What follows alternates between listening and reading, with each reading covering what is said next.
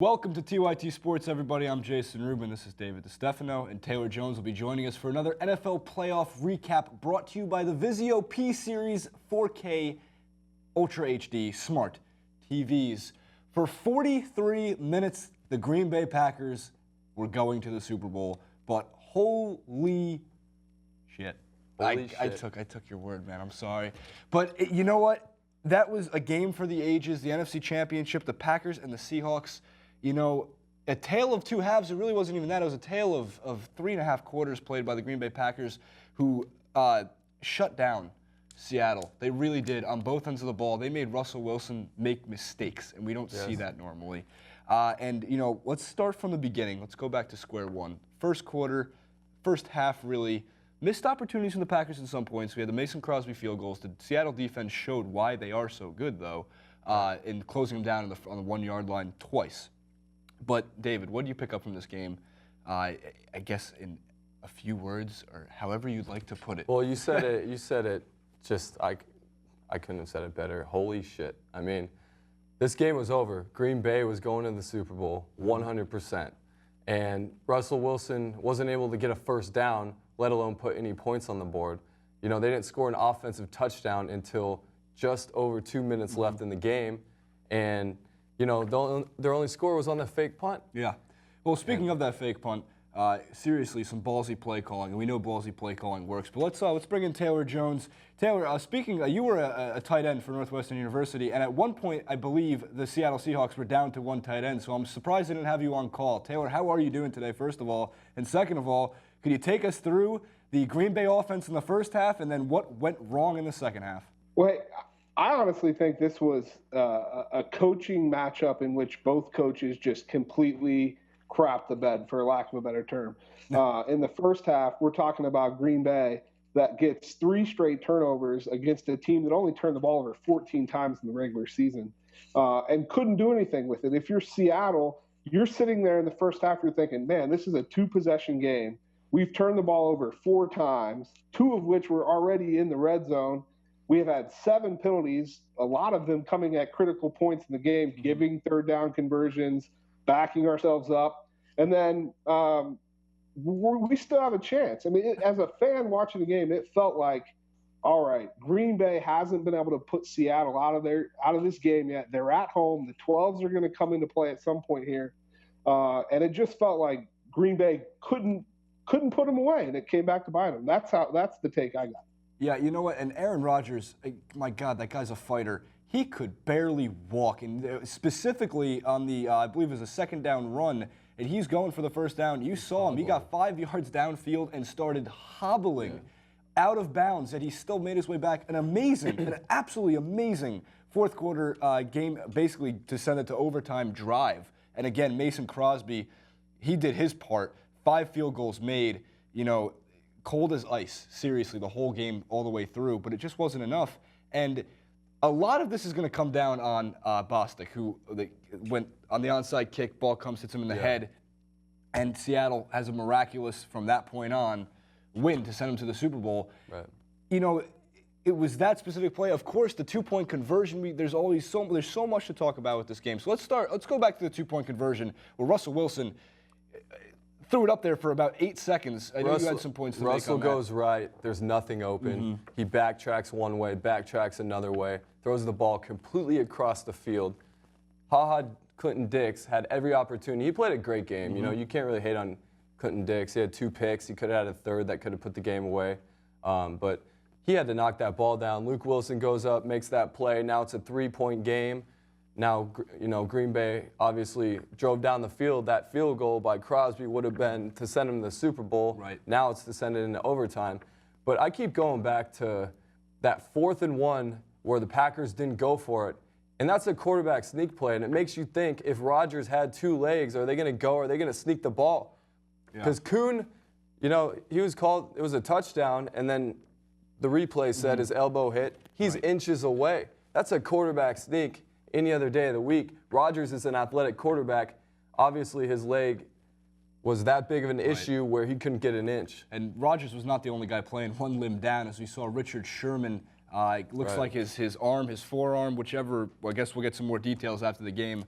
and as we got closer into And they didn't really Super Bowl attack madness, him. but yeah. I don't know if Green Bay didn't get the warning or the update, but you got to go after Richard Sherman. He's playing with one arm. They didn't run to that side either. They kept running left. I know Lacey likes to run left, but still, somebody has to give him an update through the earpiece and say Sherman's playing with one arm. One arm. You can see he was holding it like a sprint. Taylor, can you take us through a little bit of that Richard Sherman? It looked like it was Richard Sherman versus Jordy Nelson, and Jordy Nelson got the best of him, at least on the fourth quarter drive that led to the field goal. But Taylor, what do you see about the Seattle secondary and Sherman and Chancellor throughout that, I guess, the entirety of the game, but specifically when it mattered most? Well, it's interesting because in that Week 1 matchup, at this point, everyone knows that the Packers were sending out their fourth receiver, who was Jarrett Boykin at the time. Devontae Adams has since taken over that spot in this offense in Week 1, and they basically wasted Richard Sherman. But in doing so, Seattle was like, okay, we're fine with you completely not looking to this side of the field. That gives them a lot of flexibility with what they're going to do with Chancellor and Earl Thomas in the back half. This game, it was clear from the first play, they were going to send over Jordy Nelson and attack Richard Sherman. I obviously threw at him when Deontay Adams went up for the pass in the end zone that Sherman picked off. But they weren't going to be scared of Sherman. But then it seemed like when Sherman was down to one arm from friendly fire on the hit by Cam Chancellor, it was like, okay, we're not going to go over there now. And it was interesting to me because you've got a one-legged quarterback, fine. Everyone knew about that. But you're right, man. There's got to be somebody in the press box saying, Richard Sherman's down to one arm. He's a physical, get in your face, punch you at the line of scrimmage defensive back. And if he's not going to be able to do that, you should be able to clearly take advantage of him. And, hey, to me, that all goes back to the conservative play calling I've been complaining about the Packers. They did not call this game to win. They simply said, we're going to hang in here as long as we can, and eventually they couldn't hang any longer. Yeah, and again, this isn't any scrub wide receiver that was going up against Richard Sherman. This is Jordy Nelson, who made a case for being one of the best wide receivers in the NFL, specifically this season. So someone didn't get the memo. The Packers, again, at one point the statistic did read, and this is why you do not say anything until the game is over, 98.4% chance win probability that the Packers are going to the Super Bowl after Russell Wilson threw his fourth interception. I can't say it enough, and everybody at home knows too. This game was over. This game was absolutely over. Seattle couldn't get a first down. They couldn't do anything. Their best player, their plan all along is to run the ball with Lynch. It took them out of their game plan. Now they have to throw the ball. Russell Wilson played, in my opinion, the worst game I've ever seen him play. Yeah. And, for him to get a couple first downs, them scoring that touchdown, cutting it 19-14 with just over 2 minutes. They didn't have enough time to even kick an onside or to kick it deep. They had to kick the onside kick. Then they get the onside kick. Then they let Seattle drive down in 44 seconds for a touchdown. And Lynch was laughing at him when he walked in the end zone. He just posed. It was that easy. And then that 2-point conversion, I'm surprised Green Bay even got a chance, even had some momentum. And that's just Aaron Rodgers being the best quarterback in the world, taking them down to tie the game. But once it went into overtime, with that momentum, the 12th man, the crowd, that game was over. The game was over you're right, when they went into overtime. Jermaine Kearse with a great one-on-one. Russell Wilson found him deep.